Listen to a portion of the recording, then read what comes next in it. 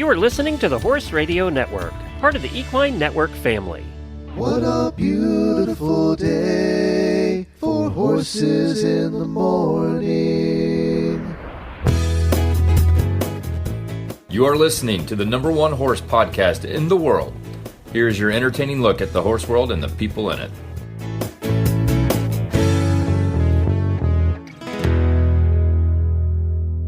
I'm Julie Broadway, president of the American Horse Council.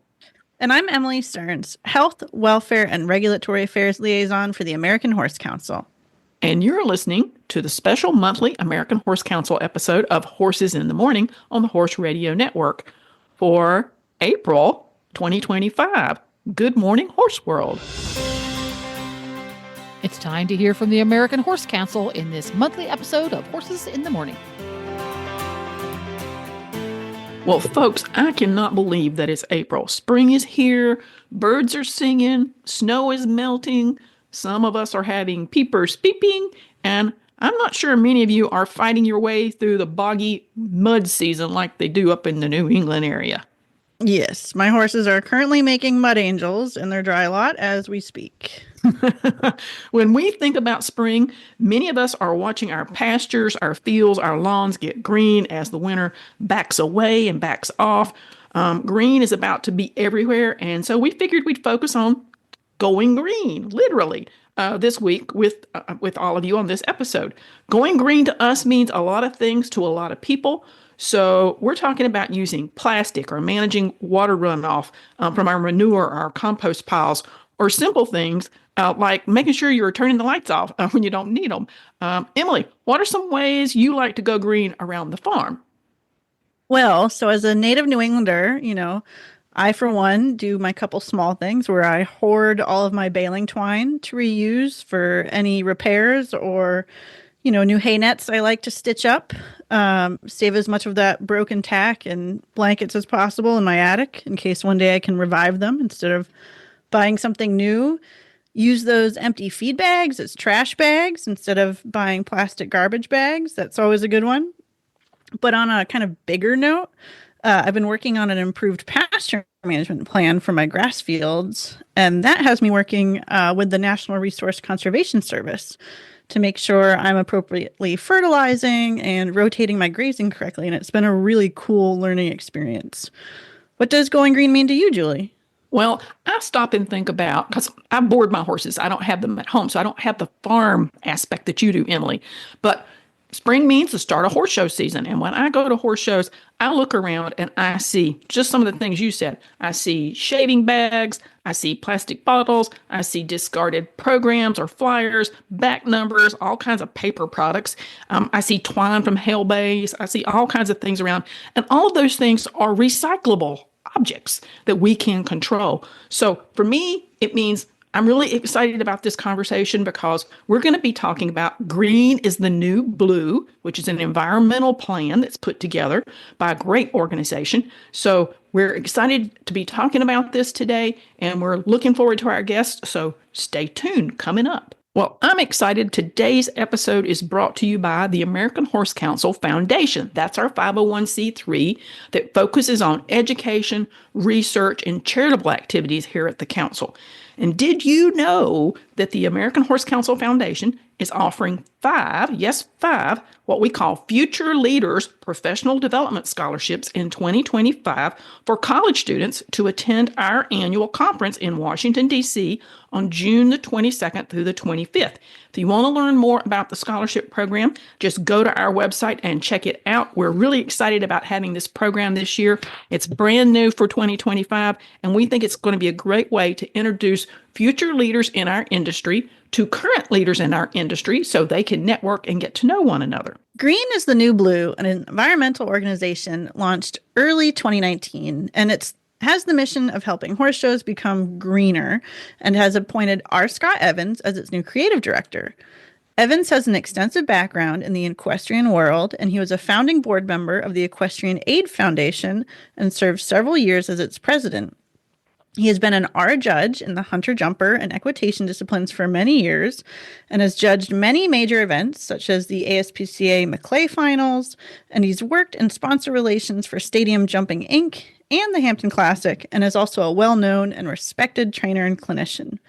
In its first year, Green is the New Blue successfully launched programs at several partner horse shows, including the Upperville Colt and Horse Show, Brandywine Horse Shows, Aiken Charity Horse Show, Pennsylvania National Horse Show, and Washington International Horse Show.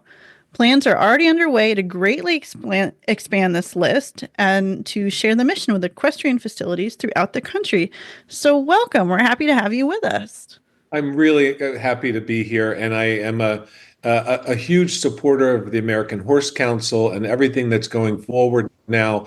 I think more than ever, it's a time that we can all come together and support one another. I totally agree with you, Scott. We're delighted to have you. So I'm going to begin with the simple question. Emily shared the mission, which is to help horse shows become greener. But that was in 2019, and you guys have grown and expanded and gotten bigger and deeper and wider in the last number of years. So talk some more about the mission of Green is the New Blue, and what directions are you guys going in? Julie, thank you. I appreciate that as our jumping off point, because boy, has it taken so many different directions in the past 5 years. When Stephanie Bolger created this foundation, namely for the point of view of how can I, as an amateur rider, start to create more of an impact at the horse shows, and that's literally the way it began. How at the horse shows can we become more environmentally conscious and aware? And in the beginning, that was the sole focus. Well, that lasted about 1.5 years because next thing we knew, there were so many other directions that we were going. So yes, we were encouraging the horse shows to become more environmentally conscious and had a couple of ideas and initiatives that we shared with them. And in the beginning, we were very much involved with the horse shows. Now what we've been doing, though, is taking this a step further. And over the past couple of years, we said, where's the impact going to be strongest? What can we talk about to inspire the future? And the first thing that came up is, how could we create future green leaders within the equestrian community? And most of all, how can we create a platform for the youth to be heard, to be thought of as a larger group? Is something that has been so interesting in the past 2 years now. That's been our sole focus, is really focusing on the youth. So right off the bat, things have changed a little bit in that we're encouraging the horse shows to become more environmentally conscious. We try to pick up initiatives at each event that we highlight for them and perhaps promote for them a little bit more. But what we've seen such a huge impact is when the kids get involved. The kids are everything right now. And right now, they want a voice. They really want a voice. And so we're starting right from that, the youngest kids that we possibly can. I mean, Stephanie's little 9.5-year-old boy who rides his little short stirrup pony around, has his water bottle that he's so proud that he takes to school every day with his Green is the New Blue sticker on it. And now all the kids in his grade have one of those stickers on it. And this is the way we've been slowly but surely having this grow, step by step. As we say, small steps. Thinking of the kids, Julie, I mean, I'm trying to think back to the economic impact study. What is it? 35% of the industry is under 18? Yep, that's about right. And I have so seen and heard myself what Scott's describing, which is they have a very big voice, a very strong opinion about environmental sustainability, about having a better environment, making the world greener. So I can so see that they're a ripe audience for this kind of conversation.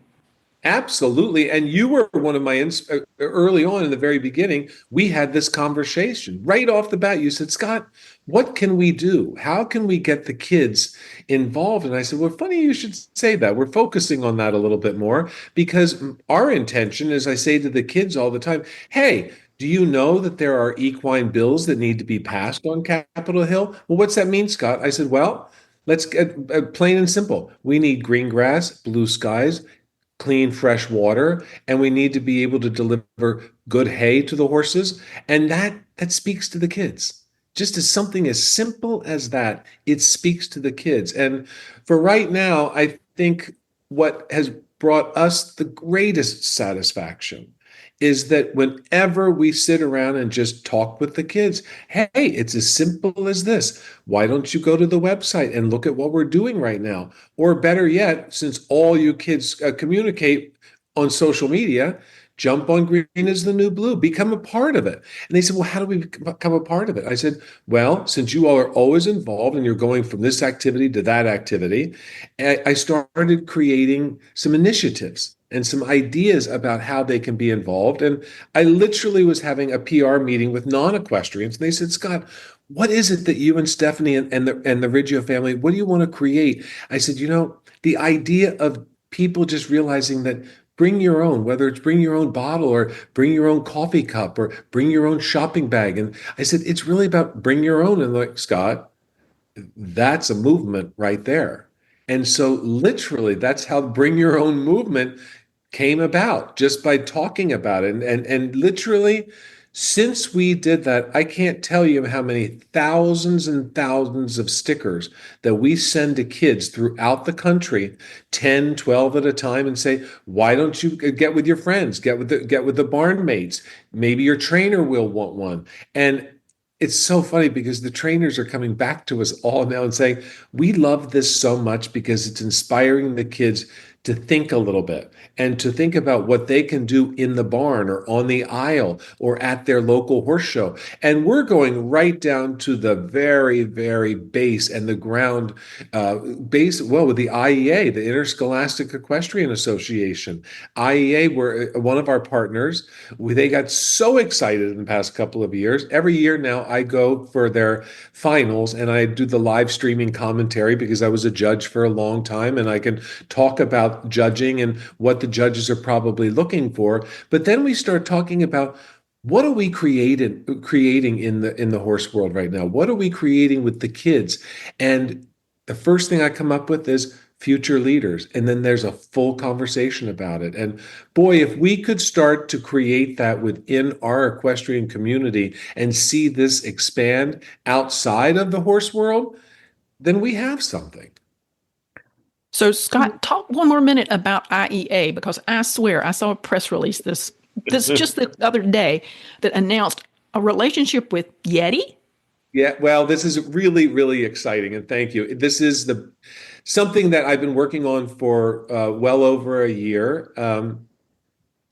The first step that I took in creating something like this is I went to IEA and I said, we want to think a little bit more along the lines of, as we are creating future leaders, what can we do? How can we inspire these kids to jump on board, but to have them realize what they're doing, why they're doing it? It's one thing to bring your a water bottle with your sticker to the barn. That's great. But then also at that barn, is there a place to refill that bottle? Let's say maybe even if it's a Brita or a refillable in the refrigerator. I said, let's start there. That led to some of the IEA students coming back, and we were getting notices and emails saying that, oh, we just put a Brita in the refrigerator. We don't have the funds to get a big refilling station, but this is what we're going to do. And so I'm like, well, there we go. That was one step. And then another step was, now I'm going to try to encourage my mom, who does the lunches on the weekends at the IEA horse show, to make it a plastic-free lunch. I said, there's another initiative.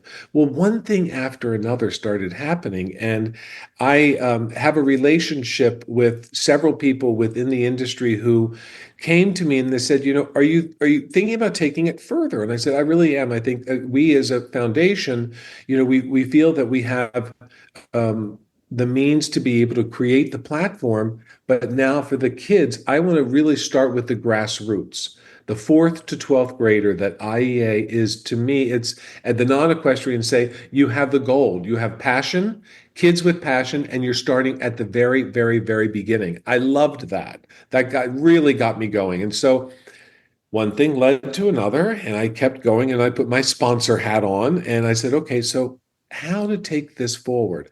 Well, Bring Your Own has gained so much interest nationally. We now have organizations around the country. And I said, well, this is great. They're connecting to us. However, I want to stay with the grassroots for a minute.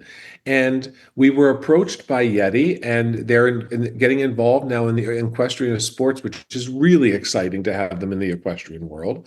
And we're starting to see that there are Yeti coolers on the back of golf carts at the horse shows and this and that. And next thing I know, I get a call from a woman who is the head of the equestrian division at Yeti.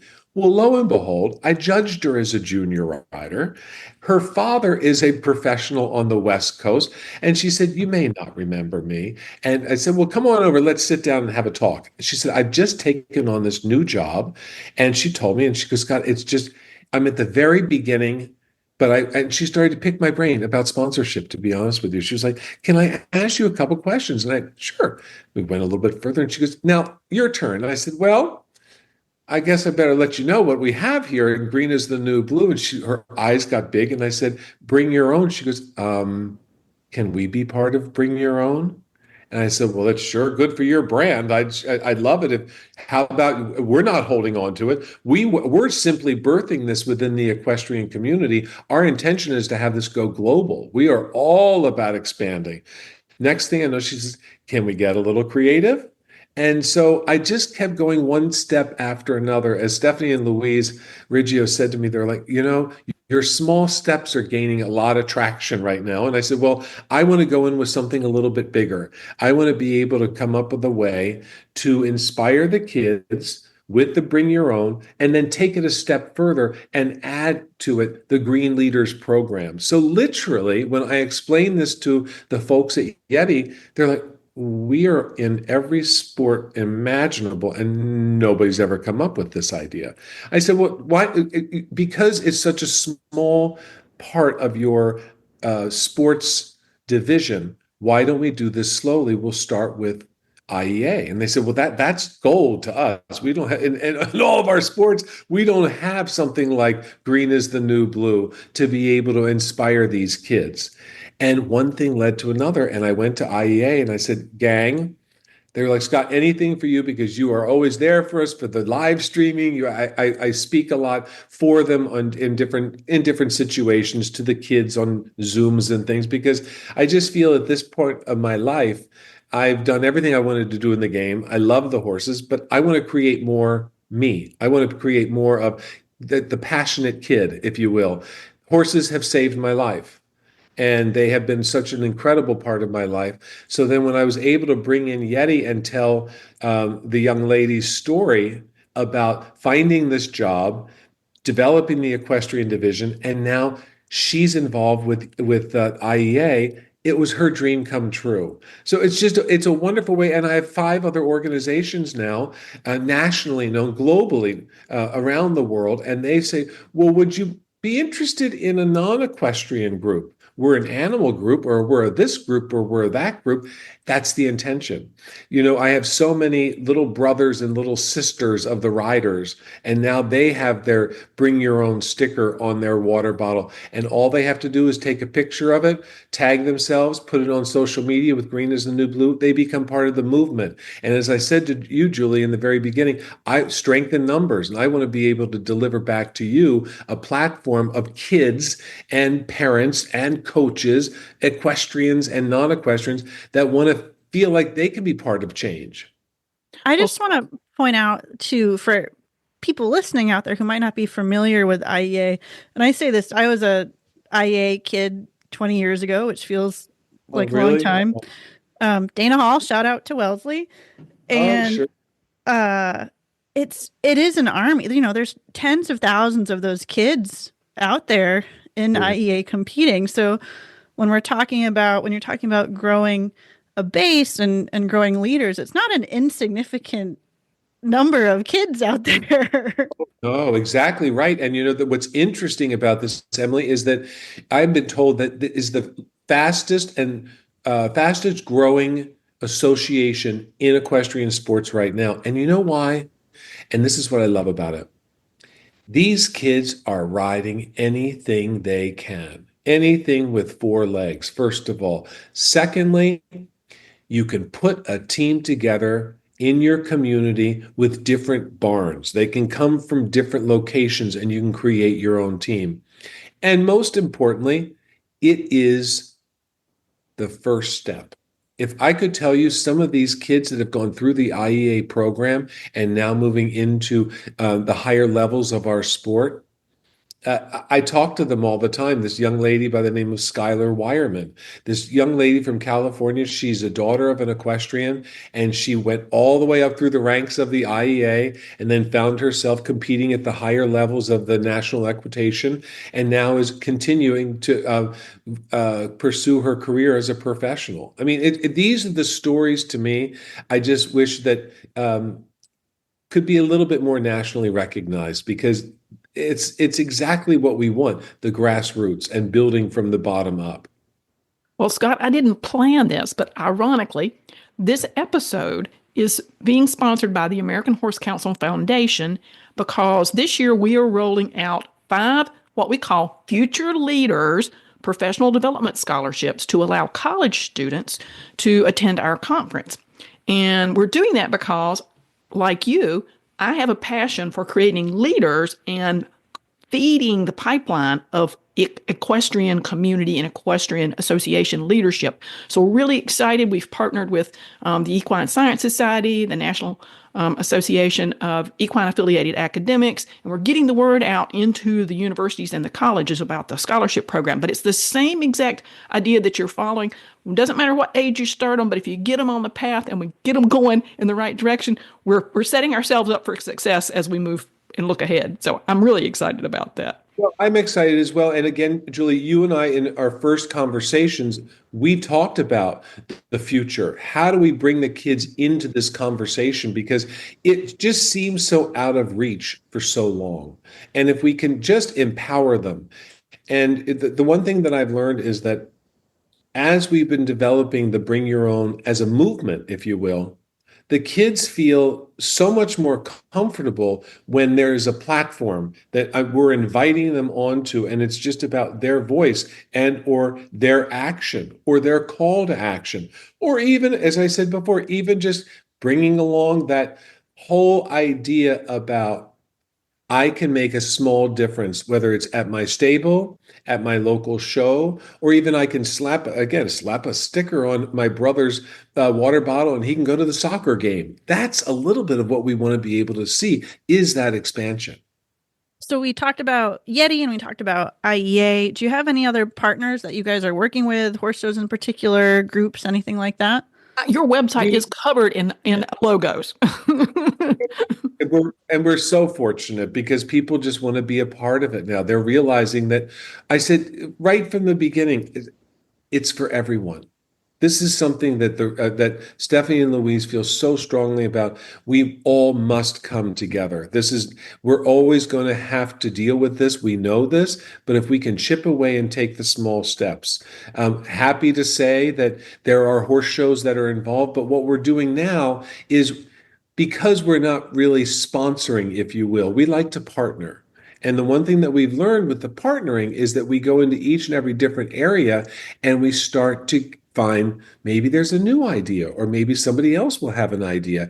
And I really feel strongly about being able to spread the message from the point of view is that we're here for every horse show, every exhibitor, every horse lover, and beyond. So with our partnering, basically what it's gotten down to now is with the IEA, the IHSA, we're very much in support of creating future leaders coming out of college. We feel strongly exactly with what you were saying, Julie. This is so important to be able to let those kids know, let those young adults know that we're here for them, because I'm dealing with a lot of the kids right now coming out of college struggling. They're having a hard time trying to find their way. So I say to them, I said, tell you what, when you're going to the horse show, or maybe you're at your local stable, maybe you can be a jump on board and become a green leader. And you pledge to just find one environmental practice and focus on that for now. And I tell you what, it's been so interesting, right down to the idea, if you will, of recycling baling twine. That has recently come up.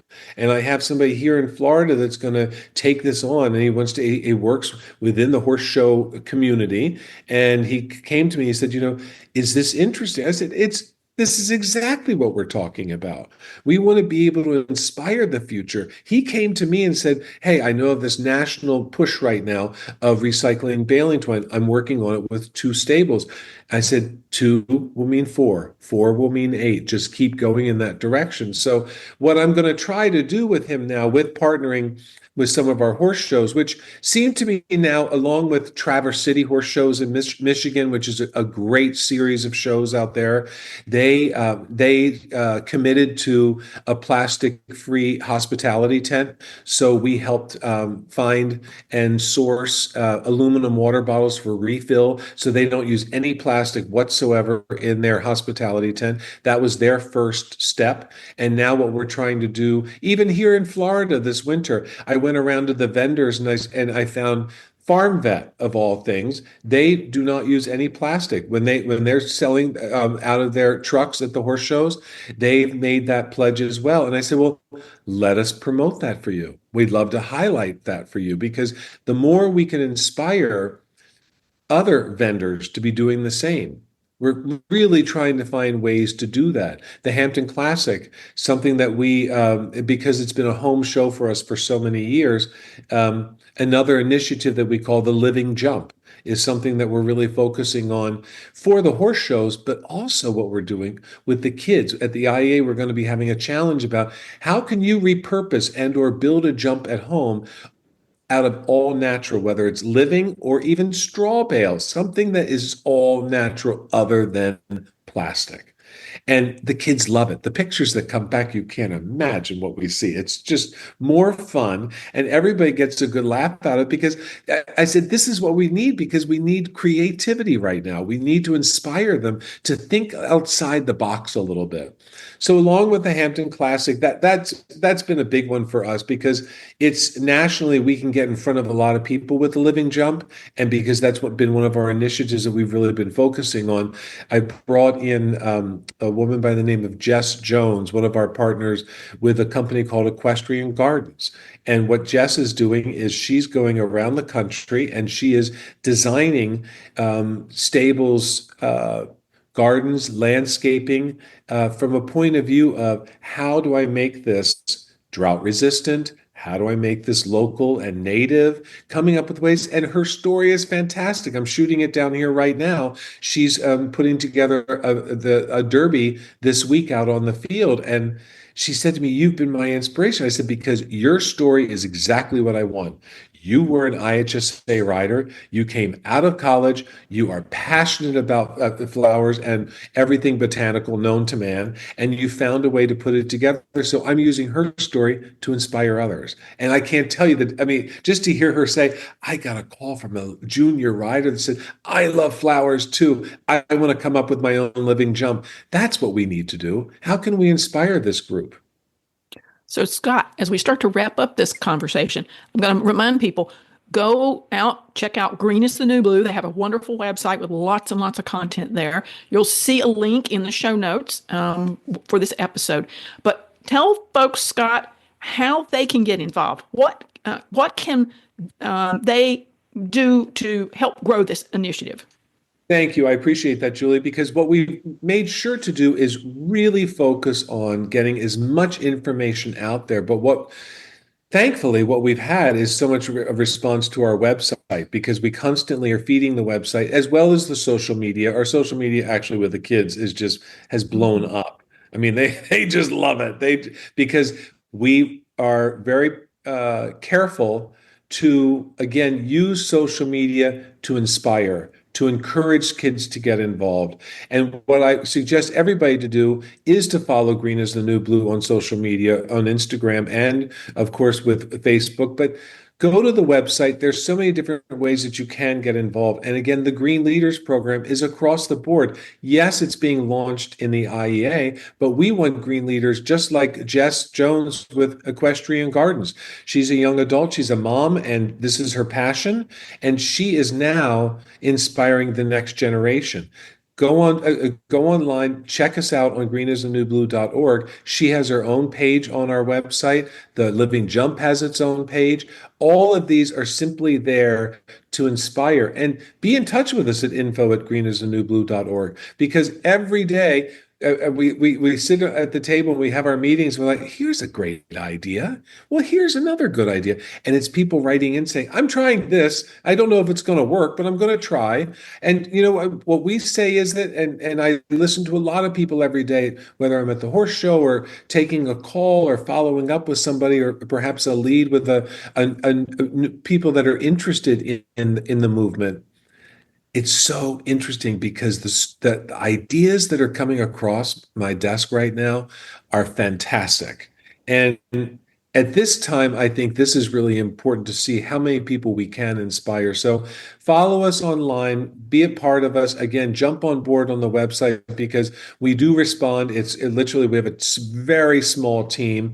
We try to make it as personal as possible. And we want everybody to be on board because, Julie, after all, we want to support you with everything that you're doing in DC. And anything that we can do on our end, we're there for you. Well, thanks, Scott. Thanks for joining us today. This has been a wonderful conversation, and I'm certain we'll put everything in the show notes, but I'm really look forward to catching up with you maybe in a couple of weeks. The episode will run all of April, and we'll see what an uptick you get in social media and in reaction. Hopefully we'll generate some buzz for you. Oh, I think we will, and I really appreciate everyone's time. Thank you so much. So this segment is brought to you by the American Horse Council, by me and Emily and all of our colleagues. On Monday, on March the 17th, the American Horse Council announced its summer semester internship opportunities. These are fully remote internships that run mid-May to mid-August. Applications are due by April the 15th. And you can read all about the 8 fantastic projects we have slated for students who want to join us for the summer. You can go to our website and look under About Us and see internship opportunities. And it'll also tell you how to apply and show you all those great projects. So today's legislative and regulatory update, we're going to explore waters of the U.S., or WOTUS. You might have heard of WOTUS a time or two. And we, in our interview with Scott, he talked about water management. So this is such a fitting topic for us. Most recently, the Environmental Protection Agency, otherwise known as the EPA, announced on March the 12th that it will be revising WOTUS. So the big question is always, what does it all mean, and why should horse people care? And why should we bother following the progress of the revision? And so, as we've done with other topics, we're going to go back to the beginning. And back in the beginning means back in 1948, when the Federal Water Pollution Control Act became the first major U.S. law to address water pollution. And this came as a result of kind of growing concern for improving water quality. And this continued growing concern led to a big sweep of amendments to that act in 1972. And the amendments became known as the Clean Water Act. Those amendments set as a basic structure for regulating pollutants dumped into areas known as, quote, waters of the United States. It gave the EPA the authority to implement pollution control programs and made it illegal to discharge any type of pollutant into what's known as navigable waters, i.e., in other words, a waterway that you could take a boat down for transport or business. And that's the key word, these navigable waters, as we kind of continue forward. So, why does it matter? Other regulations we've discussed on the podcast, such as concentrated animal feeding operations, or CAFOs, are regulated under the Clean Water Act and rely on the definition of the waters of the U.S. for permitting and enforcement. So to keep using CAFOs as an example, if you have a horse barn or an event facility, which is what we see a lot of horse CAFOs being, that is next to a WOTUS waterway, you may have to be permitted as a CAFO depending on the state. And this has gotten really complicated. So what's so complicated about it is that back in 2023, there was a lawsuit that went to the Supreme Court titled Sackett versus the EPA.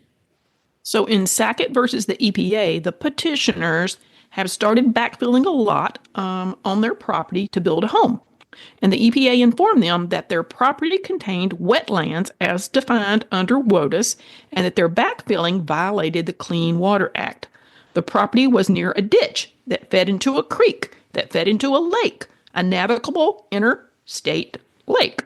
So the Sacketts sued and claimed their property did not fall under the definition of WOTUS. And following the lawsuit found that the definition of WOTUS was actually pretty unclear.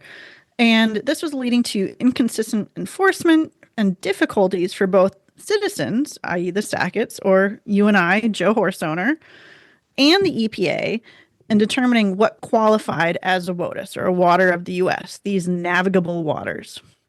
The lawsuit also further found that the appropriate standard for defining WOTUS is the idea of these relatively permanent nature of the body of water. So a ditch that goes dry, that feeds into a creek that goes dry, that may or may not lead into a lake, isn't relatively permanent and thus wouldn't qualify. So as a result, in August 2023, a partially revised rule of what defined WOTUS, or waters of the U.S., went into effect in 24 states and Washington, D.C., while 26 states continue to challenge it. And as you can imagine, this is becoming very confusing and very complicated. And the EPA itself is currently using a pre-2015 definition while litigation continues. And because it's so confusing, EPA has a map on its website indicating what definitions are in effect in which states. Now, I know this sounds really dry and not very sexy to be talking about, but that brings us to March of 2025. And on March the 12th, the administrator at EPA announced that the EPA will revise the WOTUS rule yet again, with the goal in mind to create a clearer, streamlined permitting to cut compliance costs, reduce cost of living, and follow the Supreme Court ruling. And this came to be a big part of a larger announcement detailing 31 actions that EPA considers to be the biggest deregulatory action in U.S. history. And it all gets very exciting because we don't really know what's going to happen next for any part, really. And so the key thing to keep in mind is, say, if you're an event facility near a body of water, or if you're planning on building your new barn with that nice creek running through the pasture, we need to pay attention on what the definitions are. So as of yet, it's unclear what the new definition will entail or the timeline they're on for developing new definitions. And it also means EPA has to work with the Army Corps of Engineers on the task to make these new definitions as they have previously. So they have to work together. And if you know anything about the government, when agencies have to work together, things always take twice as long anyway. So whatever the new definition is will have downstream effects, and that is pun absolutely intended, and will have implications on farms and event venues across the country that are near these WOTUS waterways. So the Horse Council is going to do our best to keep you updated, keep you apprised, and make sure we're all on page with what's happening. And if you have some specific questions, we'll try to attempt to answer those. You can write us at info@horsecouncil.org, and we'll do a little research and try to get back to you and help you as best we can to understand what all this might mean for you and for our equestrian community. Well, thank you for joining us today. We'll provide more numbers and links in our show notes. We invite you to support our beloved industry and join the American Horse Council and earn a free subscription to our monthly newsletter, which shares the latest in all legislative happenings, federal and state, as well as more information that horse owners like you need to know. And you can follow the American Horse Council on social media. You can find us on Facebook, Instagram, X, formerly Twitter, and LinkedIn. And you can also subscribe to this podcast's RSS feed. You can subscribe to Horses in the Morning on any podcast player and find all the shows, including ours, on the Horse Radio Network at horseradionetwork.com. As we always like to say, we are #here for horses, and let's go do it green.